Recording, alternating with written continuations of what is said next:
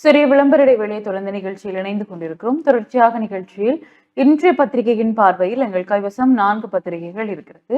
இதில் முதலில் ஈழநாட்டு பத்திரிகையின் செய்திகளோடு இணைந்திருக்கலாம். ஈழநாட்டு பத்திரிகையின் இன்றைய பிரதான செய்தியாக அன்டன் பாலசிங்கத்திற்கு பிரான்ஸ் தலைநகரில் சிலை, நகரசபை அனுமதியுடன் அடிக்கல் நாட்டல் என்ற புகைப்படம் தாங்கியவாறு இந்த செய்தி காணப்படுகிறது. தேசத்தின் குரல் கலாநிதி அன்டன் பாலசிங்கத்திற்கு பிரான்ஸ் தலைநகர் பாரிஸில் நினைவு சிலை அமைக்கப்பட்டுள்ளது. இதற்கான அடிக்கல் கடந்த 12ஆம் தேதி பாரிஸ் புறநகர் பகுதியான மொன்ட்ரியல் நாட்டப்பட்டது. தமிழீழ விடுதலை போராட்டத்தின் அரசியல் ஆலோசகராகவும் கொள்கை வகுப்பாளராகவும் தத்துவாசிரியராகவும் இறுதி வரை செயல்பட்ட அன்டன் பாலசிங்கத்தின் நினைவு சிலையை நிறுவும் பணியை பிரான்ஸ் தமிழ் பண்பாட்டு வலயம், கார்த்திகை 27 சங்கம் ஆகிய அமைப்புகள் முன்னெடுத்துள்ளன.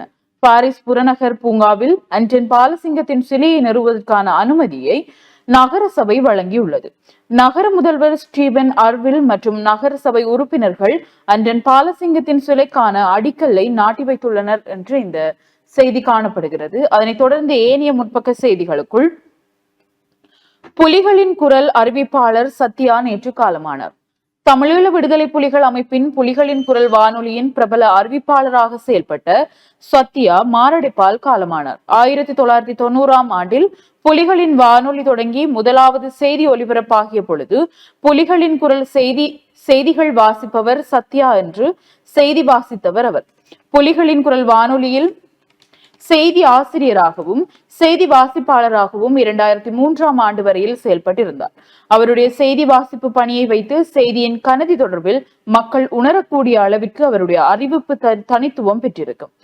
நிதர்சனம் நிறுவனத்தில் மாதாந்தம் வெளியாகிய ஒளிவீச்சு காணொளி சஞ்சிகையில் தொடர்ந்தும் மாதாந்தம் இடம்பெற்ற சமகால பார்வை என்ற நிகழ்ச்சிக்கான குரல் வழங்குவராக நீண்ட காலமாக செயல்பட்டார். நிதர்சனம் நிறுவனத்தால் தயாரிக்கப்பட்ட தமிழீழ தேசிய தலைவர் அவர்களின் நேர்காணலுடன் ஒளிபரப்பாகிய விடுதலை தீப்பொறி என்கிற நிகழ்ச்சியின் குரல் வழங்குனராக செயல்பட்டார். தலைவர் பிரபாகரனின் 50வது பிறந்த நாளை ஒட்டி நிதர்சனம் நிறுவனம் தயாரித்த தலை நிமிர்வு 50 என்ற ஆவணப்படம் உட்பட ஏராளமான ஆவண வெளியீடுகளில் பிரதான தொகுப்பாளராக புகழ் பெற்றிருந்தார். இடப்பெயர்விற்கு முன்னர் நிதர்சனம் நிறுவனத்தினரை யாழ்ப்பாணத்தில் 2 சந்தர்ப்பங்களிலும் பின்னர் முள்ளியவளையில் புலிகளின் குரல் வானொலி செயற்பட்டு 1998ஆம் ஆண்டு கால பகுதியிலும் தலைவரை சந்தித்து மதிப்பளிக்கப்பட்டார். புலிகளின் குரல் வானொலியில் ஒலிபரப்பாகிய வரலாற்று தொடர்பான காலச்சக்கரம் என்ற நிகழ்ச்சியை எழுதி தயாரித்து மறைந்த கலைஞர் சங்கநாதன் அவர்களுடன் இணைந்து குரல் வழங்கி இருந்தார். விவசாயம் சார்ந்த கருப்பொருளை உள்ளடக்கிய மண்முற்றம் என்ற நிகழ்ச்சியை எழுதி தயாரித்து அதில் குரல் வழங்கி இருந்தார். மக்களின் குரலாக ஒலித்த ஊர் சுற்றும் ஒலிவாங்கி என்ற நேர்காணல் நிகழ்ச்சியை புலிகளின் குரல் வானொலியில் தயாரித்திருந்தார். 2003ஆம் ஆண்டிலிருந்து ஊடகத்துறையிலிருந்து ஒதுங்கிய அவர் ஆங்கில பகுதி நேர ஆசிரியராகவும் பின்னர் ஆசிரியராகவும் செயல்பட்டு வந்தார்.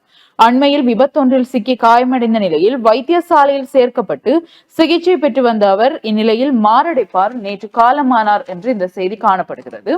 இதனைத் தொடர்ந்து ஏனைய முற்பக்க செய்திகளுக்குள், பயங்கரவாதம் எனும் சொல்லுக்கான வரவிலக்கணம் அரசின் மீறல்களுக்கும் ஒடுக்குமுறைகளுக்குமே வழிகோலும் கலாநிதி ஜம்பதி விக்ரமரத்ன எச்சரிக்கை. பயங்கரவாதம் என்ற சொல்லுக்கு பரந்துபட்ட வரவிலக்கணம் வழங்கப்படுவதானது நாட்டு மக்களுக்கு, செயல்பாட்டாளர்களுக்கும் அரசினால் மீறல்களுக்கும் உள்ளாக்கப்படுவதற்கு இடமளிப்பதுடன் விமர்சனங்கள் ஒடுக்கப்படுவதற்கும் வழிவகுக்கும் என கலாநிதி ஜம்பதி விக்ரமரத்ன எச்சரித்துள்ளார்.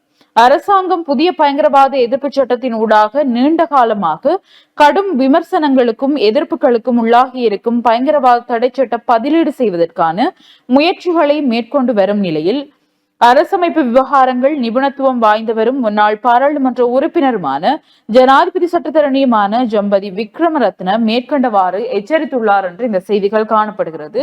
அதனைத் தொடர்ந்து ஏனைய செய்திகளுக்குள், நடிகை சரோஜா தேவி நேற்று காலமானார். இந்திய திரையுலகின் பொற்காலத்தை தனது வசீகர நடிப்பால் அலங்கரித்த பழம்பெரும் நடிகை சரோஜா தேவி நேற்று தனது 87வது வயதில் காலமானார் என்றொரு செய்தியும், ரவி ஷாயினியை மீண்டும் சேவையில் இணைக்க மல்கம் ரஞ்சித் அழுத்தமா, உண்மையை வெளிப்படுத்த கோருகிறது பெரமுன என்ற செய்திகள் இளநாட்டு பத்திரிகையின் முற்பக்க செய்திகளாக காணப்படுகிறது. அதனைத் தொடர்ந்து ஏனைய உட்பக்க செய்திகளுக்குள், பாடசாலை செல்லும் மாணவர்களிடையே ஸ்மார்ட் போன் பாவனையை தடை செய்க நல்லொழுக்க சம்மேளனம் ஜனாதிபதிக்கு கடிதம் என்ற ஒரு செய்தியும், 14 வயது சிறுமி துஷ்பிரயோகம் புலம்பெயர் நாட்டவர் கைதானார் என்ற செய்திகளும் இங்கு காணக்கூடியதாக இருக்கிறது.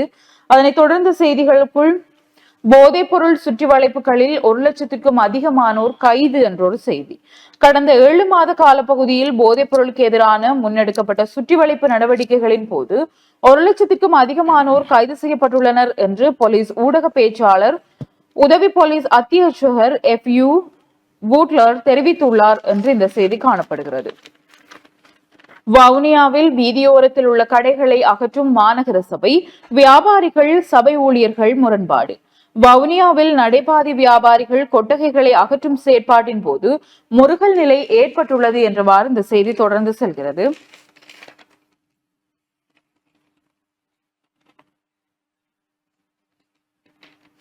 வன்னி பிரதேசத்திற்கு வர வேண்டிய ஆசிரியர்கள் இன்னமும் வரவில்லை என்ற தலைப்பில் ஒரு செய்தி. வன்னி பிரதேசத்தில் உள்ள வலயங்களில் இருந்து ஆசிரியர்கள் விடுவிக்கப்பட்டுள்ள போதிலும் பதிலீடாக வர வேண்டிய ஆசிரியர்கள் இன்னமும் வரவில்லை. இதனால் பல சிக்கல்கள் ஏற்பட்டுள்ளன என பாராளுமன்ற உறுப்பினர் ஜெகதீஸ்வரன் தெரிவித்துள்ளார் என்று இந்த செய்தி காணப்படுகிறது. அதனைத் தொடர்ந்து ரம்புட்டான் மங்குஸ்தான் பழங்களின் தோல்களை அகற்றுவதில் கவனம் தேவை, வைத்தியர் தீபால் பெரேரா. தற்போதைய பருவ காலத்தில் அதிகமாக கிடைக்கும் ரம்புட்டான் மற்றும் மங்குஸ்தான் பழங்களின் தோல்கள் டெங்கு நோய்க்கான நுளம்புகள் இனப்பெருக்கத்திற்கு ஏற்ற சூழலை உருவாக்கக்கூடும் என பொருளை லேடி ரிச்வே சிறுவர்கள் வைத்தியசாலையின் குழந்தை மருத்துவ நிபுணர் வைத்தியர் தீபால் பெரேரா தெரிவித்துள்ளார் என்று இந்த செய்தி காணப்படுகிறது. பெட்ரோலிய கூட்டுத்தாபனத்தில் புதிய ஆட்சேர்ப்பு எதுவும் இல்லை, முகாமைத்துவ பணிப்பாளர் அறிவிப்பு என்ற செய்திகளும் இங்கு காணக்கூடியதாக இருக்கிறது. அதனைத் தொடர்ந்து ஐக்கிய மக்கள் சக்தியின் தலைமையில் மாற்றமில்லை, அஜித் பெரேரா கூறுகிறார் என்ற செய்தியும், கடந்த 7 மாதங்களில் மட்டும் 922 கிலோ ஹெரோயின் பறிமுதல் என்ற செய்திகளும் இங்கு காணக்கூடியதாக இருக்கிறது. அதனைத் தொடர்ந்து ஒரு கட்டமிடப்பட்ட செய்தியாக சந்தையில் வெற்றிலையின் விலை அதிகரிப்பு. சந்தையில் வெற்றிலையின் விலை சடுதியாக அதிகரித்துள்ளதாக விற்பனையாளர்கள் தெரிவித்துள்ளனர். இதன்படி பெரிய வெற்றிலை ஒன்று 10 ரூபாவிற்கும் சிறிய வெற்றிலை ஒன்று 7 ரூபாவிற்கும் விற்பனை செய்யப்படுவதாக அவர்கள் குறிப்பிட்டுள்ளனர் என்று இந்த செய்தி காணப்படுகிறது. சாதாரண பரீட்சை பெறுபவர்கள் மேல் பரிசீலனைக்கு விண்ணப்பிக்கலாம் என்ற ஒரு கட்டமிடப்பட்ட செய்தி. 2024ஆம் ஆண்டுக்கான காப்போது சாதாரண பரீட்சை பெறுபவர்களை மீள் பரிசீலனை செய்வதற்கான விண்ணப்பம் நேற்று முதல் எதிர்வரும் 28ஆம் தேதி வரை ஏற்றுக்கொள்ளப்படும் என கல்வி அமைச்சு தெரிவித்துள்ளது. 2024ஆம் ஆண்டிற்கான காப்போது சாதாரண பரீட்சை முடிவுகளின்படி 2,37,026 மாணவர்கள் உயர்தரத்திற்கு தகுதி பெற்றுள்ளதாக பரீட்சைகள் ஆணையாளர் நாயகம் AKS இந்திகா குமாரி தெரிவித்தார். இம்முறை பரீட்சைக்கு தோற்றிய மாணவர்களில் 73% மாணவர்கள் உயர்தரத்திற்கு தகுதி பெற்றுள்ளார்கள் என்று இந்த செய்தி காணப்படுகிறது. கட்டமிடப்பட்ட ஒரு செய்தியாக கடந்த 7 மாதங்களில் 68 துப்பாக்கிச் சூடுகள், 37 பேர் உயிரிழப்பு என்று தரவுகளுடன் கூடியவாறு இந்த செய்தி காணப்படுகிறது. இதனைத் தொடர்ந்து கிழக்கு மாகாண செய்திகளுக்குள் கிழக்கு மாகாண சாம்பியனாக காரைதீவு கொக்கி அணி என்ற ஒரு புகைப்படம் தாங்கிய செய்தியும், அனைத்து மாணவர்களுக்கும் வேலை வாய்ப்பு வழங்கப்படும், திருமலையில் பிரதமர் ஹரணி உத்தரவாதம் என்ற செய்திகளும் இங்கு காணப்படுகிறது. சட்டவிரோத சிகரெட்டுகளுடன் நிந்த ஊரில் 2 சிக்கினர் என்ற ஒரு செய்தியும், கல்முனை வித்தியாலயத்திற்கு ஸ்மார்ட் போர்ட் வழங்கப்பட்டது என்று அது தொடர்பான புகைப்படம் ஒன்றும் இங்கு பிரசுரிக்கப்பட்டுள்ளது. ஐஸ் போதைப் பொருட்களுடன் கைதான 2 தொடர்ந்து விசாரணை என்ற ஒரு செய்தி, கடற்கரை பிரதேசங்கள் துப்புரவு மற்றும் அழகுபடுத்தல் என்ற தலைப்பில் ஒரு புகைப்படம் தாங்கிய செய்தி கிழக்கு மாகாண செய்திகளுக்குள் காணக்கூடியதாக இருக்கிறது. அதனைத் தொடர்ந்த ஈழநாட்டு பத்திரிகையின் உலக செய்திகள் பக்கத்தில் இஸ்ரேல் திடீர் தாக்குதல், ஹாசாவில் 19 பேர் பலி, தண்ணீர் எடுக்க வந்தவர்கள் உயிரிழந்த சோகம் என்ற ஒரு தலைப்பில் இந்த செய்தி காணப்படுகிறது. சரக்கு ரயில் விபத்து, பெட்ரோல் டீசல் நிரம்பிய 18 கொள்கலன்கள் தீக்கிரை என்று தொடர்பான புகைப்படம் ஒன்றும் இங்கு பிரசுரிக்கப்பட்டுள்ளது. இந்தியாவின் தமிழகம் சென்னையிலிருந்து பெட்ரோல் டீசல் ஏற்றிச் சென்ற சரக்கு ரயில் திருவள்ளூர் ரயில் நிலையம் அருகே நேற்று முன்தினம் அதிகாலை தடம் புரண்டு பயங்கர தீ விபத்து ஏற்பட்டது. இதில் 18 கொள்கலன்கள் எரிந்து நாசமாகின. இந்த விபத்தால் விரைவு ரயில் புறநகர் மின்சார ரயில் சேவை கடுமையாக பாதிக்கப்பட்டது என்று இந்த செய்தி காணப்படுகிறது. இந்தியாவிற்கு எதிராக அணு ஆயுதத்தை பயன்படுத்த பாகிஸ்தான் நினைக்கவில்லை என்றொரு செய்தியும், திபெத்தில் சீன பாடசாலைகளில் 10 லட்சம் குழந்தைகள் கட்டாயமாக சேர்ப்பு என்ற செய்திகளும் இங்கு காணக்கூடியதாக இருக்கிறது. அதனைத் தொடர்ந்து இங்கிலாந்தில் விமானம் தரையில் விழுந்து விபத்து என்ற செய்தியும், ஹாலிஸ்தான் அமைப்பினரை கைது செய்தது அமெரிக்கா என்ற செய்தி, உக்ரைனுக்கு புதிய வான் பாதுகாப்பு அமைப்புகளை அமெரிக்கா அனுப்பும் என்ற தலைப்பிலும் இந்த செய்திகள் இங்கு காணக்கூடியதாக இருக்கிறது. நோபல் பரிசு வென்றவருக்கு கொலை மிரட்டல். ஈரானின் நோபல் பரிசு வென்றவருக்கு கொலை மிரட்டல் விடுக்கப்பட்டுள்ளது. ஈரானைச் சேர்ந்த பெண்கள் மற்றும் மனித உரிமை ஆர்வலர் நர்ஹஸ் முகமதி இவர் பெண்களுக்கு எதிரான ஒடுக்குமுறையை எதிர்த்து தொடர்ந்து குரல் கொடுத்து வந்தார். இதற்காக பலமுறை அவர் சிறையில் அடைக்கப்பட்டார். இதனை அடுத்து கடந்த 2023ஆம் ஆண்டு அமைதிக்கான நோபல் பரிசு அவருக்கு கிடைத்தது. இந்த நிலையில் பெண்களுக்கு ஆதரவான கருத்துக்களை தெரிவித்து வருவதால் தனக்கு கொலை மிரட்டல் வருவதாக அவர் போலீசில் முறைப்பாடு செய்துள்ளார் என்பது இளநாட்டு பத்திரிகையின் உலக செய்திகளாக காணப்படுகிறது. அதனைத் தொடர்ந்த இறுதிப்பக்க செய்திகளுக்குள், ராமேஸ்வரம் தலைமன்னார் கப்பல் போக்குவரத்து மீண்டும் 118 கோடி ரூபாவிற்கு திட்ட மதிப்பீடு தயார் என்றொரு செய்தி. ராமேஸ்வரம் மற்றும் தலைமன்னார் ஆகிய இடங்களுக்கு இடையே கப்பல் போக்குவரத்தை ஆரம்பிக்க தமிழக மாநில அரசின் சிறு துறைமுகங்கள் திணைக்களம் ஊடாக 118 கோடி ரூபாய் திட்ட மதிப்பீடு தயாரிக்கப்பட்டுள்ளது என்று இந்த செய்தி காணப்படுகிறது. தமிழக மீனவர் குற்றச்சாட்டை மறுக்கும் இலங்கை கடற்படை. இலங்கை கடற்படையினர் ரோந்து படகு மோதியதில் ராமேஸ்வரம் மீன்பிடி விசைப்படகின் பின்புற பகுதி உடைந்து சேதமடைந்துள்ளதாக தமிழக கடற்தொழிலாளர் குற்றம் சாட்டியுள்ளனர். சட்டவிரோதமான முறையில் கடற்தொழில் நடவடிக்கையில் ஈடுபட்ட 7 இந்திய கடற்தொழிலர்கள் இலங்கை கடற்படையினரால் கைது செய்யப்பட்டுள்ளனர். காங்கேசன்துறை அண்மித்த கடற்பரப்பில் கைதான அவர்கள் மயிலிட்டு மீன்பிடி துறைமுகத்திற்கு அழைத்து வரப்பட்டு விளக்கமறியலில் வைக்கப்பட்டுள்ளனர். குறித்த கடற்தொழிலாளர்களுடன் படகொன்று கைப்பற்றப்பட்டுள்ளதாகவும் இலங்கை கடற்படையினர் தெரிவித்துள்ளனர் என்று இந்த செய்திகள் காணப்படுகிறது. இவைதான் இன்று வெளிவந்திருக்கக்கூடிய ஈழநாட்டு பத்திரிகையின் முக்கியமான செய்திகளாகவும் காணப்படுகிறது. நிகழ்ச்சியில் தொடர்ச்சியாக வலம்புரி நாளிதழின் செய்திகளோடு இணைந்திருக்கலாம். வலம்புரி நாளிதழுடைய பிரதான தலைப்பு செய்தியாக, இந்திய மீனவர்களின் அத்துமீறலை கட்டுப்படுத்துக இந்திய உயர்ஸ்தானிகரிடம் கடற்தொழில் அமைச்சர் சந்திரசேகர். இந்திய மீனவர்களின் அத்துமீறலை கட்டுப்படுத்த உடனடியாக நடவடிக்கை எடுக்க வேண்டும் என இந்திய உயர்ஸ்தானிகர் சந்தோஷ் யாவிடம் கடற்தொழில் அமைச்சர் சந்திரசேகர் நேரில் கோரிக்கைகளை முன்வைத்தார் என்று புகைப்படம் தாங்கிய செய்தியாக அது பிரசுரிக்கப்பட்டிருக்கிறது. தொடர்ச்சியாக பார்க்கையில், கடற்தொழில் நீரியல் மற்றும் கடல் வளங்கள் அமைச்சர் ராமலிங்கம் சந்திரசேகருக்கும் இலங்கைக்கான இந்திய உயர்ஸ்தானிகர் சந்தோஷ் யா அவர்களுக்கும் இடையிலான முக்கிய சந்திப்பு நேற்று கடற்தொழில் அமைச்சில் நடைபெற்றது. இச்சந்திப்பில் மீனவர் நலன், கடல்வள பாதுகாப்பு, கடற்தொழில் துறை அபிவிருத்தி மற்றும் இருதரப்பு ஒத்துழைப்புகள் குறித்து விரிவாக கலந்துரையாடப்பட்டது. வடக்கு மீனவர்கள் கடந்த 3 தசாப்த கால யுத்தத்திற்கு பிறகு பெரும் பொருளாதார நெருக்கடிக்கு மத்தியில் மீன்பிடி தொழிலை மேற்கொண்டு வருவதாகவும் அவர்களின் வாழ்வாதாரம் பெரிதும் பாதிக்கப்பட்டுள்ளதாகவும் அமைச்சர் சந்திரசேகர் சுட்டிக்காட்டியிருக்கிறார். இதற்கிடையில் தமிழ்நாட்டு மீனவர்களின் சட்டவிரோத பொட்டம் டிராவலிங் மீன்பிடி படகுகளால் கடல் வளம் பெரிதும் பாதிக்கப்படுவதால் அதை கட்டுப்படுத்த நடவடிக்கை எடுக்குமாறு உயர்ஸ்தானிகரிடம் கேட்டுக்கொண்டார். இதற்கு பதிலளித்த இந்திய உயர்ஸ்தானிகர் சந்தோஷ் யா, பொட்டம் டிராவலிங் மீன்பிடி முறை தமிழ்நாட்டிலும் தடை செய்யப்பட்டுள்ளதாகவும் தற்போது மீனவர்களை ஆழ்கடல் மீன்பிடியில் ஈடுபட ஊக்குவித்து வருவதாகவும் தெரிவித்தார். கடற்தொழில்துறை அபிவிருத்தி குறித்து பேசிய அமைச்சர் சந்திரசேகர், வடக்கு மற்றும் கிழக்கில் மீனவ துறைமுகங்கள் இல்லை எனவும் பேசாலை, குருநகர் மற்றும் பருத்தித்துறை போன்ற இடங்களில் அதற்கான சாத்தியக்கூறுகள் இருப்பதாகவும் தெரிவித்தார். ஆழ்கடல் மீன்பிடியில் ஈடுபடுவதற்கான படகு வசதிகளும் களஞ்சிய வசதிகளும் வடக்கு மீனவர்களிடம் இல்லை என்பதையும் 1-2 சிறிய படகு துறைகளை அமைக்க சர்வதேச உதவிகளையும் எதிர்பார்த்திருப்பதாகவும் அமைச்சர் கூறினார். மீனவத்துறை சார்ந்த அபிவிருத்திகளுக்கு ஒத்துழைப்பு நல்குவது குறித்து சாதகமான பதிலை வழங்கிய இந்திய உயர்ஸ்தானிகர் விரைவாக இந்த உதவியை பருத்தித்துறை மீனவ துறைமுக பணிகளை ஆரம்பிப்பது குறித்து ஆர்வத்தை வெளிப்படுத்தினார்.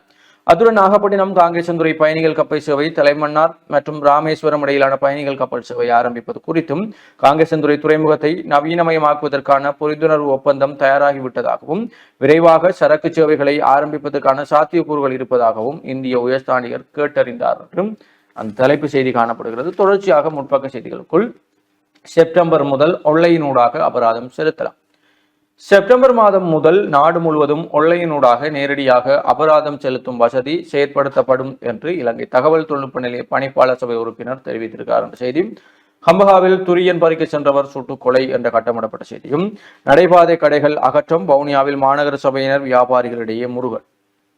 வவுனியாவில் நடைபாதை கடைகளை அகற்றும் நடவடிக்கையின் போது வியாபாரிகள் மற்றும் மாநகர சபை ஊழியர்களிடையே கடுமையான முரண்பாடு ஏற்பட்டது. இலுப்பையடி மற்றும் வைத்தியசாலை சுற்றுவட்ட வீதிகளில் பல ஆண்டுகளாக வியாபாரம் செய்து வந்த நடைபாதை வியாபாரிகளை அகற்றும் செயற்பாடு நேற்று திங்கட்கிழமை வவுனியா மாநகர சபையினால் முன்னெடுக்கப்பட்டது. மாநகர முதல்வர் காண்டீபன் இது குறித்து தெரிவிக்கையில், போக்குவரத்து மற்றும் பொதுமக்கள் நடமாட்டத்துக்கு இடையூறாக இந்த கடைகள் இருந்ததால் அவற்றை அகற்றும் முடிவை மாநகர சபை எடுத்தது. இதற்கு முந்தையான கவனஈர்ப்பு போராட்டத்தின் போதும் மாநகர சபை உறுப்பினர்கள், போலீசார் மற்றும் விசேட அதிரடிப்படையினர் இணைந்து கடைகளை அகற்ற தொடங்கினர். இதனால் வியாபாரிகள் மற்றும் அதிகாரிகளுக்கிடையே முரண்பாடுகள் மற்றும் தள்ளுமுள்ளு நிலைகள் உருவாகின. வியாபாரிகள் தமக்கான மேலும் கால அவகாசம் வழங்கப்பட வேண்டும் என கோரிக்கை முன்வைத்தனர். ஆனால் மாநகர முதல்வர் ஏற்கனவே ஏப்ரல் மாதத்தோடு கடைகள் அகற்றப்பட வேண்டும் என்று அறிவித்திருந்தாலும் இதுவரை நடவடிக்கை எடுக்கப்படாததால் இனி கால அவகாசம் வழங்க முடியாது என உறுதியுடன் தெரிவித்தார். இந்நேரம் வன்முறை திருப்பங்களை தவிர்க்க போலீசாரும் தலையிட்டு வியாபாரிகளுடன் பேச்சுவார்த்தை நடத்தினர். அதன் பிறகு வியாபாரிகள் உடன்பாட்டுக்கு வந்து வீதியோரத்தில் அமைக்கப்பட்டிருந்த தற்காலிக கோட்டைகளை அகற்றினர் என்று அந்த செய்தி காணப்படுகிறது. தொடர்ச்சியாக இணைய முற்பக்க செய்திகளுக்குள், வடமத்திய மாகாண சபைக்கு முதல் முறையாக தமிழ் பெண் செயலாளராக நியமனம். வடமத்திய மாகாண சபைக்கு முதல் முறையாக தமிழ் பெண் ஒருவர் செயலாளராக நியமிக்கப்பட்டிருக்கிறார். யாழ்ப்பாணத்தை சேர்ந்த நிர்வாக சேவை அதிகாரியான சுபாஜினி மதியழகன் இவ்வாறு நியமிக்கப்பட்டுள்ளார். இவர் தனது கடமைகளை நேற்று திங்கட்கிழமை உத்தியோகபூர்வமாக பொறுப்பேற்றுக் கொண்டார். யாழ் சங்கான பிரதேச செயலாளராக கடமையாற்றிய சுபாஜினி நிர்வாக சேவை சிறப்பு தரத்துக்கு பதவி உயர்வு பெற்ற நிலையில் வடமத்திய மாகாண சபைக்கு செயலாளராக நியமிக்கப்பட்டிருக்கிறார். வடமத்திய மாகாண சபையின் முதல் தமிழ் பெண் செயலாளர் என்ற பெருமையையும் பெற்றுக் கொண்டார் என்று அந்த செய்தியும் காணப்படுகிறது. சாகவச்சேரியில் வெடிபொருள் அடையாளம் என்ற செய்தி. பிரான்சில் இருந்து வருகை தந்தவர் மயிலட்டியில் வடக்கில் சடலமாக மீட்பு. வடக்கில் படையினரால் ஆக்கிரமிக்கப்பட்ட காணிகளை விடுவிக்க கோரி கொழும்பில் இந்த கவன ஈர்ப்பு என்ற செய்திகள் வலம்புரியினுடைய முற்பக்க செய்திகளாக இருக்கிறது. தொடர்ச்சியாக உட்பக்க செய்திகளுக்குள், குழந்தைகளுக்கு 5000 ரூபாய் உதவித்தொகை வழங்கும் திட்டம் இன்று முதல் ஆரம்பம். நிறுவன பராமரிப்பு, பாதுகாவலரின் கீழ் உள்ள குழந்தைகள் மற்றும் வீதியோர குழந்தைகளுக்கு 5000 ரூபாய் உதவித்தொகை வழங்கும் திட்டம் இன்று ஆரம்பிக்கப்படும் என அமைச்சர் சரோயா சாவித்ரி போல்ராஜ் தெரிவித்திருக்கிறார். சாதாரண தர பரீட்சை பெறுபவர்கள் மீள் பரிசீலனை 28ஆம் தேதி வரை விண்ணப்பிக்கலாம். 2024ஆம் ஆண்டுக்கான கல்வி பொதுத்தராதர சாதாரண பரீட்சையின் பெறுபவர்களை மீள் பரிசீலனை செய்வதற்கான விண்ணப்பங்கள் கோரப்பட்டுள்ளன என கல்வி அமைச்சு வெளியிட்டுள்ள அறிக்கையில் தெரிவிக்கப்படுகிறது என்ற செய்தியும். ராமேஸ்வரம் தலைமன்னார் கப்பல் போக்குவரத்து சேவை துறைமுக சீரமைப்பு பணிகள் ஆரம்பம். வரியை குறைக்கும் நோக்கில் அமெரிக்கா செல்லும் குழு என்ற செய்தியும் காணப்படுகிறது. நாவற்குழி திருவாசக அரண்மனை வளாகத்தில் புதிதாக உருவாக்கப்பட்ட சிவபூமி திருவாசக அரங்கம் நேற்று திறந்து வைக்கப்பட்டது. ஆஸ்திரேலியாவில் இருந்து வருகை தந்த வைத்திய நிபுணர் மனோமோகன் சிவகௌரி தம்பதிகள் அரங்கத்தை திறந்து வைத்தனர். சிவபூமி அறக்கட்டளையினர் தலைவர் செஞ்சொல்வர் கலாநிதி ஆர் திருமுருகன் தலைமையில் நடைபெற்ற இந்நிகழ்வில் விருந்தினர்கள், கலைஞர்கள் மற்றும் பொதுமக்கள் என பலரும் கலந்து சிறப்பித்தனர். வைத்திய கலாநிதி சிவகௌரி மனோமோகன் அவர்கள் தனது பெற்றோர்களான வைத்திய கலாநிதி சண்முகநாதன், முன்னாள் பணிப்பாளர் யாழ் போதனா வைத்தியசாலை அருந்ததி நினைவாக சிவபூமி திருவாசக அரங்கம் அமைய பெற்றிருக்கிறது என்று அந்த திறப்புலா தொடர்பான புகைப்படங்களும் பிரசுரிக்கப்பட்டிருக்கிறது. தொடர்ச்சியாக கைதடி ஆரம்ப மருத்துவ பராமரிப்பு நிலையம் தரம் உயர்த்தப்பட வேண்டும், இயற்கையின் நண்பர்கள் இயக்கம் கோரிக்கை. கைதடி ஆரம்ப மருத்துவ பராமரிப்பு நிலையம் தரம் உயர்த்தப்பட வேண்டும் என இயற்கையின் நண்பர்கள் அமைப்பினர் கோரிக்கை முன்வைத்திருக்கிறார்கள். இது தொடர்பாக அவர்கள் ஊடகங்களுக்கு அனுப்பி வைத்த அறிக்கையில், கைதடி மத்திய மருந்தகம் 1952ஆம் ஆண்டு ஆரம்பிக்கப்பட்ட நாளில் இருந்தும் ஏனையின் வீதியால் யாழ்ப்பாணம் மற்றும் சாகவச்சேரி ஆகிய நகரங்களில் இருந்தும் அன்னளவாக 10 கிலோமீட்டர் தூரத்தில் ஒரு மைய பகுதியில் கைதடி ஆரம்ப மருத்துவ பராமரிப்பு நிலையம் என்ற பெயரில் இயங்கி வருகின்றது. சமூகத்தில் விசேட தேவையுடையவர்கள் நிறைந்து வாழும் இப்பிரதேசத்தில் இம்மருத்துவமனை அமைந்துள்ளமையால் அதன் அமைவிடமும் இருப்பும் முக்கியத்துவம் வாய்ந்தது. இந்த பராமரிப்பு நிலையத்தின் சேவை கைதடி முதியோர் இல்லத்தில் உள்ள வயோதிபர்கள், நவீன விழிப்புணர்வற்ற பாடசாலைகள், விசேட தேவையுடையவர்கள், பெற்றோர்களால் கைவிடப்பட்ட குழந்தைகளின் காப்பகமான அரசு சிறுவர்கள் பராமரிக்கும் இல்லத்தின் குழந்தைகள் என பரந்துள்ளது. மேலும் விழிப்புணர்வற்றோருக்கான தொழிற்பூங்கா, யாழ் பல்கலைக்கழகத்தின் சித்த மருத்துவ பீட விடுதி என பலர் இப்பிரதேச மருத்துவமனையை நம்பி வாழ்கின்றனர். அத்துடன் வடமாகாண ஆயுர்வேத போதனா மருத்துவமனையில் இருந்து மேலதிக சிகிச்சைகளுக்காக ஆங்கில மருத்துவமனைகளை நாடும் நோயாளிகள், அருகில் அமைந்துள்ள வடமாகாண அமைச்சுக்கள் மற்றும் திணைக்களங்கள் ஆகியவற்றில் வேலை செய்யும் அலுவலர்கள் மற்றும் கைதடி, நாவற்குழி, மரவன்புலோ, தச்சன்தோப்பு, கோயிலாக்கட்டி, மட்டுவில், சரசாலை போன்ற கிராமங்களில் வசிக்கும் மக்கள் என மருத்துவமனையின் தேவை அதிகரித்த நிலையில் உள்ளது. எனவே கைதடி ஆரம்ப மருத்துவ பராமரிப்பு நிலையத்தை உடனடியாக கைதடி பிரதேச மருத்துவமனையாக தரம் உயர்த்த உரிய நடவடிக்கைகளை விரைவாக எடுக்க வேண்டும் என்றும் மக்களின் சார்பாக இயற்கை நண்பர்கள் இயக்கம் கேட்டுக்கொள்கின்றது என்று மேலும் அவர்கள் குறிப்பிட்டிருக்கிறார்கள் என்று அந்த செய்தி காணப்படுகிறது. தமிழ் திரைப்படத்தில் அறிமுகமாகும் வேடன். யாழ்ப்பாணத்தை பூர்வீகமாக கொண்ட பெண் ஒருவரின் மகனான வேடன் மலையாள கலைத்துறையில் பிரபலமான டிராப் இசை பாடகராக உள்ளார். அவரின் பாடல்கள் சாதி மற்றும் நிற ஒடுக்குமுறைக்கு எதிரானதாக உள்ளது. இந்நிலையில் விஜய் மில்டன் இயக்கும் புதிய திரைப்படத்தில் ரேப் பாடகர் வேடன் இணைந்துள்ளதாக தெரிவிக்கப்படுகிறது. இதன்படி அவர் தமிழில் இசையமைப்பாளராக அறிமுகமாகிறார். விஜய் மில்டன் இயக்கி வரும் குறித்த திரைப்படத்தில் பரத், சுனில், ஆரி அர்ஜுனன், பால் டப்பா, அம்மு அபிராமி, கிஷோர் டிஎஸ், விஜேதா, பிரசன்னா பாலச்சந்திரன் மற்றும் இமான் அண்ணாச்சி ஆகியோர் முக்கிய கதாபாத்திரங்களில் நடிக்கின்றனர். தமிழ், தெலுங்கு என 2 மொழிகளில் வெளியாகியுள்ள இந்த திரைப்படத்தின் பெயர் விரைவில் வெளியாக உள்ளது என்று அந்த செய்தியும், நீதம் சட்ட இதழின் வெளியீட்டு விழா என்ற புகைப்படம் தாங்கிய செய்தியும் காணப்படுகிறது. வெளிநாட்டு செய்திகளுக்குள் மத்திய கிழக்கில் மீண்டும் பதற்றம், வான்பரப்பை மூடியது ஈரான். ஈரான் தனது வான் எல்லையை மீண்டும் மூடியுள்ளதாக, மத்திய கிழக்கில் பதற்றம் ஏற்பட்டுள்ளதாக சர்வதேச ஊடகங்கள் செய்தி வெளியிட்டிருக்கிறார்கள் என்ற செய்தி. பழம்பெரும் நடிகை சரோஜா தேவி காலமானார் என்ற செய்தியும், நூலிலையில் உயிர் தப்பினார் ஈரான் ஜனாதிபதி மசூத் பெஸ்கியான். புதிய தகவலை வெளியிட்டது ஈரான் ஊடகம் என்ற செய்தியும், உளவாளியாகும் தேனீக்கள் சீன விஞ்ஞானிகள் புது முயற்சி என்றும் வெளிநாட்டு செய்திகள் காணப்படுகிறது. தொடர்ச்சியாக உள்நாட்டு செய்திகளுக்குள் துறைமுகங்களில் சிக்கியிருக்கும் 1000க்கும் மேற்பட்ட வாகனங்கள் சிக்கலில் இறக்குமதியாளர்கள் என்ற செய்தி. அதே போல பரணி பொதுச்சந்தையை புனரமைத்து தாருங்கள் பிரதேச மக்கள் கோரிக்கை. கொடியாமம் பிரதேச சபையின் ஆளுகைக்குட்பட்டு நீண்ட காலமாக எந்தவித புனரமைப்பும் இன்றி காணப்படும் பரணி பொதுச்சந்தையை புனரமைத்து மீள கட்டி எழுப்புமாறு பிரதேச மக்கள் கோரிக்கை விடுத்திருக்கிறார்கள் என்ற செய்தி. வலம்புரனுடைய ஆசிரியர் தலைங்கமாக தர்மரதன தேரரின் இனவாத விதைப்பு. தமிழர் பகுதியான வடக்கு கிழக்கு மாகாணங்களை இந்தியா தனது மாநிலமாக ஆக்கும் முயற்சியில் ஈடுபட்டுள்ளதென பேராசிரியர் தர்மரதன தேரர் கூறியுள்ளார். இவ்வாறு கூறுவதன் மூலம் பேராசிரியர் தர்மரதன தேரர் எதை சாதிக்க முற்படுகிறார் என்று கேட்கும் போதுதான் உண்மை தெரிய வருகிறது என்று அந்த ஆசிரியர் தலையங்கம் தொடர்ந்து செல்கிறது. தொடர்ச்சியாக தேர்தல் வாக்குறுதிகள் ஒவ்வொன்றாக மீறப்படுகிறது எதிர்க்கட்சித் தலைவர் சஜித் குற்றச்சாட்டு. காணி தொடர்பான பிணக்குகள் வடக்கு மாகாணத்தில் அதிகம், கனேடிய தூதுவரிடம் வடக்கு ஆளுநர் தெரிவிப்பு. பயங்கரவாத சட்டத்துக்கு எதிர்ப்பு தெரிவித்து திருவோணமலையில் கையெழுத்து போராட்டம் என்ற செய்திகளும் காணப்படுகின்றன. இவைதான் வலம்புரியினுடைய இன்றைய முக்கிய செய்திகளாக இருக்கிறது. தொடர்ச்சியாக உதயன் நாளிதழின் செய்திகளோடு இணைந்திருக்கலாம். உதயன் பத்திரிகையின் இன்றைய பிரதான செய்தியாக யாழ் மாவட்டத்தில் மட்டும் 1.5 லட்சம் தென்னைகளில் வெள்ளை ஈயால் பேரழிவு. வெள்ளையை தாக்கத்தால் யாழ்ப்பாண மாவட்டத்தில் மட்டும் ஏறத்தாழ 1.5 லட்சம் தென்னை மரங்கள் பாதிப்படைந்துள்ளன என்று தென்னை பயிற்சிகை சபையின் தலைவர் மருத்துவர் சுனிமல் ஜேகொடி தெரிவித்துள்ளார் என்பது உதயன் பத்திரிகையின் பிரதான செய்தியாகும். அதனைத் தொடர்ந்து ஏனைய செய்திகளுக்குள் கட்டமிடப்பட்ட செய்திகளாக ஜனாதிபதி செயலகம் முன்பாக காணி விடுவிப்பை வலியுறுத்தி போர் என்ற ஒரு செய்தியும், பயங்கரவாதம் தொடர்பான விரிந்த பார்வை வேண்டாம், ஜம்பதி விக்ரமரத்ன அறிவுறுத்து என்ற செய்தி ஒன்று இங்கு காணக்கூடியதாக இருக்கிறது.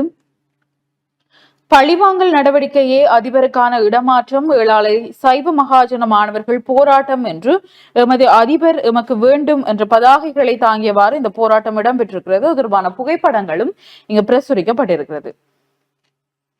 திசைகாட்டி அரசாங்கம் திருடர்களை பாதுகாக்காது பொன்சேகா புகழாரம் என்ற ஒரு செய்தியும், வடமத்திய மாகாண சபையின் முதல் தமிழ் பெண் செயலாளராக சுபாஜினி மதியழகன் பொறுப்பேற்றார் என்று தொடர்பான புகைப்படம் ஒன்றும் இங்கு பிரசுரிக்கப்பட்டுள்ளது. இவைதான் உதயன் பத்திரிகையில் பிரசுரிக்கப்பட்டிருக்கக்கூடிய முற்பக்க செய்திகளாக இருக்கிறது. முச்சந்தி முரளி அவர்களுடைய கருத்தாக, அதற்கு முன்னர் குடும்ப தலைவர் மீது கந்துவெட்டி குழு தாக்குதல், 4 விளக்கமறியல் என்ற ஒரு செய்தி. அது தொடர்பாகத்தான் இவருடைய கருத்தும் இருக்கிறது. நொந்து போய் இருக்கிற சனங்களுக்கு இப்ப கந்துவெட்டிக்காரர்களாலேயும் ஆக்கினை கண்டியலோ என்றவாறு இந்த கருத்து காணப்படுகிறது. இவைதான் முற்பக்கத்தில் பிரசுரிக்கப்பட்டிருப்பவை. இதனைத் தொடர்ந்து உட்பக்க செய்திகளுக்குள் தேங்காய் எண்ணெய் பொதியிடல் கட்டாயம், அமைச்சரவை பத்திரம் சமர்ப்பிப்பு என்ற ஒரு செய்தியும், அடுத்த ஆண்டிலிருந்து பாடவேளைகள் 7, அடுத்த ஆண்டு ஜனவரி முதல் பாடசாலை பாடவேளைகளின் எண்ணிக்கை 8லிருந்து 7ஆக குறைக்கப்படும் என கல்வி அமைச்சு அறிவித்துள்ளது என்று இந்த செய்தி காணப்படுகிறது. இதனைத் தொடர்ந்த ஏனைய உட்பக்க செய்திகளுக்குள் காப்போது சாதாரண பெறுபவர்கள் தொடர்பாக பாடசாலை மாணவர்கள் பெற்றிருக்கக்கூடிய சித்தி தொடர்பான விவரங்களை உள்ளடக்கியதாக ஒரு கட்டமிடப்பட்ட செய்தி ஒன்று இங்கு பிரசுரிக்கப்பட்டுள்ளது. அதனைத் தொடர்ந்து மன்னார் ராமேஸ்வரம் பயணிகள் கப்பற் சேவை உயர்மட்ட கலந்துரையாடல் என்ற தலைப்பிலும் ஒரு செய்தி இங்கு பிரசுரிக்கப்பட்டுள்ளது. சொத்து விவரம் சமர்ப்பிக்காத அதிகாரிகளுக்கு இனி தண்டனம் என்ற ஒரு செய்தி.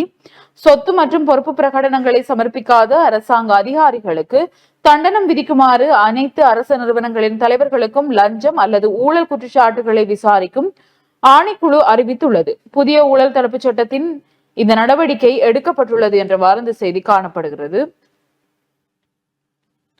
அதனைத் தொடர்ந்து ஏனைய கட்டமிடப்பட்ட செய்திகளுக்குள் பஸ் விபத்தில் 4 காயம் என்ற ஒரு செய்தியும், துப்பாக்கிகள் வைத்திருந்த ஒருவர் கைது என்ற செய்தி, லஞ்சம் பெற்ற போலீசுக்கு கடூழிய சிறை என்ற செய்திகள் இங்கு காணக்கூடியதாக இருக்கிறது. அதனைத் தொடர்ந்த செய்திக்குள் அடுத்த ஆட்சி மொட்டு கட்சியே கூறுகிறார் சாகர என்ற ஒரு செய்தி. அடுத்த ஆட்சியை பிடிக்கப் போவது மஹிந்தவின் குடும்பம்தான், அதனாலேயே இந்த அரசு மஹிந்தவின் குடும்பத்தை கண்டு அஞ்சுகிறது என்று மொட்டு கட்சியின் செயலாளர் சாகர காரியவசம் தெரிவித்துள்ளார். அவர் மேலும் தெரிவிக்கையில், நாடாளுமன்ற தேர்தலில் 2.5% இருந்த எமது வாக்கு வங்கியை 10% உயர்த்தியுள்ளோம். மக்களின் நம்பிக்கையை வென்ற கட்சியாக நாமே உள்ளோம். மஹிந்தவின் குடும்பம் இப்போது மக்களின் நம்பிக்கையை வென்று வருகிறது. நாங்கள் குற்றச்சாட்டுகளை கண்டு அஞ்சவில்லை. எல்லாவற்றையும் எதிர்கொள்ள நாம் தயார். எல்லாமே உருப்படியற்ற குற்றச்சாட்டுகள். கடந்த காலத்தில் சாட்சிகள் இல்லாமல் ஒதுக்கப்பட்ட மஹிந்த குடும்பத்திற்கு எதிரான வழக்குகளை மீண்டும் விசாரணைக்கு எடுத்துள்ளார். நீதிபதிகளுக்கு அழுத்தம் கொடுத்து எம்மை சிறையில் தள்ள வேண்டாம். நாம் நிச்சயமாக ஆட்சியை பிடிப்போம். கடந்த காலங்களில் எங்களது ஆட்சியில் நாங்கள் செய்த பிழைகளை இனி செய்ய மாட்டோம் என்றும் அவர் தெரிவித்தார் என்று இந்த செய்தி காணப்படுகிறது. அதனைத் தொடர்ந்து செய்திகளுக்குள் அமெரிக்க வரிச்சலுகை சிக்கல்களுக்கு அரசாங்கத்தின் தீர்வு என்ன, எதிர்க்கட்சி தலைவர் கேள்வி என்ற ஒரு செய்தியும், நாட்டின் புலனாய்வு பிரிவை கலைக்கிறது பங்களாதேஷ் என்ற தலைப்பில் ஒரு செய்தி காணக்கூடியதாக இருக்கிறது. உலக செய்திகள் பக்கத்தில் இஸ்ரேலின் வான் தாக்குதலில் சிறுவர்கள் உட்பட பலர் சாவு என்ற ஒரு புகைப்படம் தாங்கிய செய்தியும், உக்ரைனுக்கு நவீன ஆயுதம் வழங்குவதற்கு அமெரிக்கா தயார் என்ற தலைப்பிலும் செய்திகள் உலக செய்திகள் பக்கத்தில் பிரசுரிக்கப்பட்டுள்ளது. இதனைத் தொடர்ந்து உதயன் பத்திரிகையின் இறுதி பக்க செய்திகளுக்குள் வெளிப்புலனற்றோருக்கு நவீன சாதனம் கண்டுபிடித்த மாணவனுக்கு பாராட்டு என்று தொடர்பான புகைப்படம் ஒன்றும் இங்கு பிரசுரிக்கப்பட்டுள்ளது. கண் பார்வையற்றவர்களுக்கான நவீன இலத்திரனியல் சாதனம் ஒன்றை கண்டுபிடித்த யாழ் சுழிபுரம் விக்டோரியா கல்லூரியில் தரம் 8 கல்வி கற்கும் மாணவன் ஆதித்தன் ஜஸ்மினன் பாராட்டி கௌரவிக்கப்பட்டுள்ளார். கருவி நிறுவனத்தின் தலைவர் சர்வானந்தா தலைமையில் கல்வியங்காடு 3ஆம் கட்டை அமைந்துள்ள கருவி நிறுவனத்தின் உற்பத்தி மற்றும் சந்தைப்படுத்தல் அலகு வளாகத்தில் கடந்த சனிக்கிழமை இந்த நிகழ்வு இடம்பெற்றது. மாணவனின் புத்தாக்க திறனை பாராட்டி மலர் மாலை அணிவித்து சிறப்பு பரிசில் மற்றும் சான்றிதழ்கள் வழங்கி கௌரவிக்கப்பட்டார் என்று இந்த செய்தி காணப்படுகிறது. அதனைத் தொடர்ந்து வாக்குறுதிகளை நிறைவேற்றும் திறன் அரசாங்கத்திற்கு இல்லை, பொதுஜன பெரமுன சுட்டிக்காட்டு என்ற செய்தியும், யாழ் பொது நூலக மீளாய்வு கூட்டம் என்ற தலைப்பில் ஒரு செய்தியும் இங்கு பிரசுரிக்கப்பட்டுள்ளது. இவைதான் இன்று வெளிவந்திருக்கக்கூடிய உதயன் பத்திரிகையின் முக்கியமான செய்திகளாக காணப்படுகிறது. நிகழ்ச்சியில் தொடர்ச்சியாக தினக்குரல் நாளிதழின் செய்திகளோடு இணைந்திருக்கலாம். தினக்குரல் நாளிதழுடைய பிரதான தலைப்பு செய்தியாக, எல்லை தாண்டும் இந்திய மீனவர்கள் பேசி பழகினால் பிரச்சனைகள் தீரும், கடற்தொழில் அமைச்சர் இந்திய உயர்ஸ்தானிகர் சேர்ந்து எடுத்த முடிவு என்ற தலைப்பிலே தினக்குரலுடைய பிரதான தலைப்பு செய்தி போல் வந்திருக்கிறது. தொடர்ச்சியாக முற்பக்க செய்திகளுக்குள் பயங்கரவாதம் என்னும் சொல்லுக்கு பரந்துபட்ட வரைவிலக்கணங்கள் அரசின் ஒடுக்குமுறைகளுக்கே வழிகூடும் என்ற தலைப்பிலே ஒரு செய்தி, கூகுள் வரைபடத்தின் உதவியுடன் காணி சுவீகரிப்பு வர்த்தமானிகள் கனேடிய தூதுவரிடம் முறையிட்ட ஆளுநர், வனவள திணைக்களம் வன உயிரிகள் திணைக்களம் என்பன கடந்த காலங்களில் இங்குள்ள அதிகாரிகளுக்கு தெரியாமல் கூகுள் வரைபடத்தின் உதவியுடன் காணிகளை வர்த்தமானியில் பிரசுரித்தமையால் பல சிக்கல்கள் ஏற்பட்டிருக்கிறது என்று ஆளுநர் கனேடிய தூதுவரிடம் முறையிட்டிருக்கிறார் என்ற செய்தி. அதே போல மருந்துகள் பற்றாக்குறை ஆபத்தில் சென்று முடியும், அனுர அரசை எச்சரிக்கும் GMO என்ற செய்தி, சொத்து அறிக்கை சமர்ப்பிக்காத அரசு அதிகாரிகளுக்கு ஆப்பு என்ற தலைப்பிலே ஒரு செய்தி, வெள்ளையை தாக்கத்தால் யாழில் 1.5 லட்சம் தென்னை மரங்கள் பாதிப்பு, கடமிடப்பட்ட செய்திகளாக 68 சூட்டு சம்பவங்கள், 6 மாதங்களில் 37 பேர் கொலை, அபராதங்களை ஆன்லைனில் செலுத்தலாம் என்று ஏலவே பார்த்த செய்தி. அதே போல கைதடி சித்த வைத்தியசாலையும் தேசிய வைத்தியசாலை ஆகும், யாழில் உறுதியளித்த சுகாதார அமைச்சர். யாழ்ப்பாணம் கைதடி சித்த வைத்தியசாலையை தேசிய வைத்தியசாலையாக மேம்படுத்துவதற்கான நடவடிக்கை எடுக்கப்படும் என்று சுகாதார மற்றும் ஊடக அமைச்சர் வைத்தியர் நலிந்த ஜெயதிச தெரிவித்திருக்கிறார் என்ற செய்தியும், வடமத்திய மாகாண சபைக்கு முதல் தமிழ் பெண் செயலாளர் என்ற செய்திகள் தினக்குரலுடைய முற்பக்க செய்திகளாக இருக்கிறது. தொடர்ச்சியாக உட்பக்க செய்திகளுக்குள் நிரந்தர நியமனத்தை வழங்க கோரி வீதி அபிவிருத்தி அதிகார சபையின் அலுவலகத்தை முடக்கி போராட்டம். வீதி அபிவிருத்தி அதிகார சபையின் மட்டக்களப்பு மாவட்டத்தை சேர்ந்த தற்காலிக ஊழியர்கள் தமக்கு நிரந்தர நியமனத்தை வழங்க கோரி நேற்று வீதி அபிவிருத்தி அதிகார சபையின் மாவட்ட அலுவலகத்தை முற்றுகையிட்டு போராட்டம் நடத்தினார்கள் என்ற செய்தி. அதேபோல ஹெரக் பண்டா ஹெரோயின் போதைப் பொருளுடன் கைது, ஒழுங்கமைக்கப்பட்ட குற்றக்கும்பலை சேர்ந்த பெண் கைது என்ற செய்திகளும் காணப்படுகிறது. தொடர்ச்சியாக பாடசாலை மாணவரிடையே ஸ்மார்ட் போன் பாவனையை தடை செய்ய வேண்டும், ஜனாதிபதிக்கு வடபிரதேச நல்லொழுக்க சம்மேளனம் கடிதம். பாடசாலை செல்லும் மாணவர்களிடையே ஸ்மார்ட் போன் பாவனையை தடை செய்ய வேண்டும் என கோரி வடபிரதேச நல்லொழுக்க சம்மேளனத்தினால் ஜனாதிபதிக்கு கடிதம் ஒன்று அனுப்பி வைக்கப்பட்டிருக்கிறது என்ற செய்தி. காணி பயன்பாட்டு திட்டமிடல் குழுவின் நடப்பாண்டுக்கான 2வது கூட்டம், கிளிநொச்சி மாவட்டத்தின் நடப்பாண்டுக்கான 2வது காணி பயன்பாட்டு திட்டமிடல் குழு கூட்டம் மாவட்ட செயலக மாநாட்டு மண்டபத்தில் கடந்த வெள்ளிக்கிழமை நடைபெற்றது என்ற புகைப்படம் தாங்கிய செய்தி ஒன்றும் பிரசுரிக்கப்பட்டிருக்கிறது. அதேபோல வட்டுக்கோட்டை இந்து கல்லூரியில் நிஜமும் நிழலும் இதழ் வெளியீட்டு விழாவும் ஊடக கண்காட்சியும் நேற்று நடைபெற்றது. இந்நிகழ்வில் பிரதம விருந்தினராக யாழ் பல்கலைக்கழகம் கலைப்பீடாதிபதி எஸ் ரகுராம் கலந்து சிறப்பித்தார் என்ற புகைப்படங்கள் பிரசுரிக்கப்பட்டிருக்கிறது. கைதடி ஆரம்ப மருத்துவ நிலையம் விரைவில் தரம் உயர்த்தப்பட வேண்டும், இயற்கை நண்பர்கள் அமைப்பு கோரிக்கை. கைதடி ஆரம்ப மருத்துவ பராமரிப்பு நிலையம் தரம் உயர்த்தப்பட வேண்டும் என இயற்கை நண்பர்கள் அமைப்பினர் கோரிக்கை முன்வைத்திருக்கிறார்கள் என்ற செய்தி. அதேபோல வெளிநாட்டு செய்திகளுக்குள் பேட்ரியாட் வான் பாதுகாப்பு ஏவுகணைகளை உக்ரைனுக்கு வழங்கப் போவதாக அமெரிக்க ஜனாதிபதி அறிவிப்பு. ரஷ்யாவுக்கு எதிராக பயன்படுத்துவதற்காக உக்ரைனுக்கு பேட்ரியாட் வான் பாதுகாப்பு ஏவுகணைகளை வழங்க உள்ளதாக அமெரிக்க ஜனாதிபதி டொனால்ட் ட்ரம்ப் நேற்று முன்தினம் அறிவித்தார் என்ற செய்தி வெளிநாட்டு செய்திகளுக்குள் இருக்கிறது. அதே போல ஏனைய உள்நாட்டு செய்திகளுக்குள் தங்கமுலாம் பூசப்பட்ட துப்பாக்கி விவகாரம், துமிந்த திசாநாயக்க பிணையில் விடுதலை, ரணில் விக்ரமசிங்கவை விடவும் அதிகமாக இந்தியாவிடம் அடிபணிகிறாராம் அனுர. டிஜிட்டல் அடையாள அட்டை திட்டத்தை 5 பில்லியன் ரூபாய் செலவில் ஆட்பதிவு திணைக்களம் நிறைவு செய்திருக்கும் நிலையில் அதனை கைவிட்டு ஒட்டுமொத்தமாக இந்தியாவுக்கு வழங்குவது முறையற்ற நடவடிக்கை என கூறியுள்ள விமல் வீரவன்சன், ரணில் விக்ரமசிங்கவை காட்டிலும் அனுரகுமார திசாநாயக்க இந்தியாவுக்கு அதிகம் அடிபணிந்து மக்களின் தனிப்பட்ட தரவு கட்டமைப்பை இந்தியாவுக்கு தாரை வாக்க துணிந்து விட்டதாகும். இந்த முறைகேட்டை நாட்டு மக்கள் எதிர்க்க வேண்டும் எனவும் கூறியிருக்கிறார் என்ற செய்தியும் காணப்படுகிறது. நடைபாதை கடைகளை அகற்ற முயன்றதால் பதற்றம், நகரசபை அதிகாரிகள் வர்த்தகர்களிடையே முருகல், போலீசார் குவிப்பு, வவுனியாவில் சம்பவம் என்ற புகைப்படம் தாங்கிய செய்திகள். தினக்குழுவுடைய ஆசிரியர் தலையங்கமாக கைவிடப்பட்ட எல்லை கிராமங்கள் என்ற தலைப்பிலே ஆசிரியர் தலையங்கமும், நாடாளுமன்ற உறுப்பினர் ரவிகரனின் முயற்சியால் ஒதியமலை கிராமத்திற்கான பேருந்து சேவைகள் ஆரம்பம் என்ற செய்தி. தினக்குழுடைய இறுதிப்பக்க விளையாட்டு செய்திகளாக கடைசி வரை திக் திக் ஜடேயா போராட்டம் வீண், இங்கிலாந்து த்ரில் வெற்றி. இந்தியா இங்கிலாந்துக்கு இடையிலான லார்ட்ஸ் டெஸ்டில் போட்டி இறுதி வரை விறுவிறுப்பாக நடந்த லார்ட்ஸ் டெஸ்டில் போட்டியில் இந்தியாவை வீழ்த்தி இங்கிலாந்து த்ரில் வெற்றி பெற்றது என்ற செய்தி. இலக்கையில் வீழ்ந்தது இலங்கை, T20 தொடரை சமன் செய்தது பங்களாதேஷ் என்ற செய்திகள் காணப்படுகிறது. இவைதான் தினக்குழுடைய முக்கிய செய்திகளாகவும் புலந்திருக்கக்கூடிய இன்றைய நாளிதழ்களுடைய செய்திகளாகவும் காணப்படுகிறது. இணைந்திருங்கள் நேயர்களே, சிறிய ஒரு விளம்பர இடைவேளைக்கு பிறகு மீண்டும் சந்திக்கலாம்.